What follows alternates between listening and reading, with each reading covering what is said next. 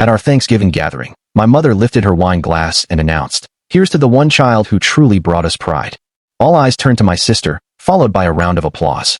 My place at the table wasn't even set.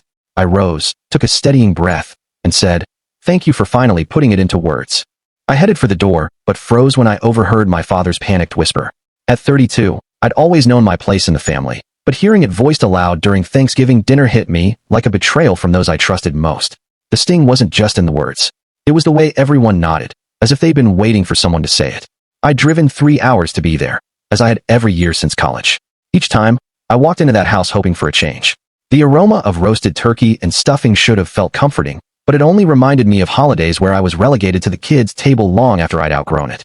Christmases where my sister's gifts towered over mine. Birthdays where my presence felt like an afterthought. My sister had arrived the day before with her husband and 2 children. She'd been the family's pride since birth, valedictorian, Ivy League scholar, married to a doctor, mother to the grandchildren my parents adored. I was the unexpected child, born 5 years later, the one who scraped through community college, worked in IT instead of pursuing a prestigious career, and remained single at 32, apparently unworthy of affection. As I entered the dining room, I noticed something off. The table was set for 8, but there were 9 of us that I counted again. My parents, my sister's family of 4, my uncle who always came solo, and me. 9 people, 8 seats. When I asked my mom where I should sit, trying to sound casual, she hesitated before suggesting I grab a chair from the kitchen and find a spot. My sister was already in my usual place, holding her youngest while her husband carved the turkey like he ran the show. The kitchen chair I dragged over was mismatched, unsteady, and lower than the others, making me feel like a kid again, pleading to join the grown-ups.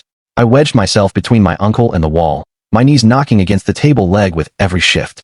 Dinner conversation swirled around me like I was invisible. My sister shared news of her law firm promotion. Her husband discussed his latest medical journal article, and my parents soaked up every word. When my uncle asked about my life, I mentioned my recent promotion to team lead for our company's top client, a goal I'd worked toward for 2 years. My dad gave a vague nod before redirecting the talk to my sister's latest courtroom victory. Mom gushed about how proud they were, how they always knew she was destined for greatness. I sat there, poking at my stuffing, wondering why I kept returning. The turning point came during dessert. Mom stood, glass in hand, her face rosy from the wine they'd been drinking. She cleared her throat and said she wanted to make a toast. My sister looked flattered but surprised, probably thinking it was a sweet gesture.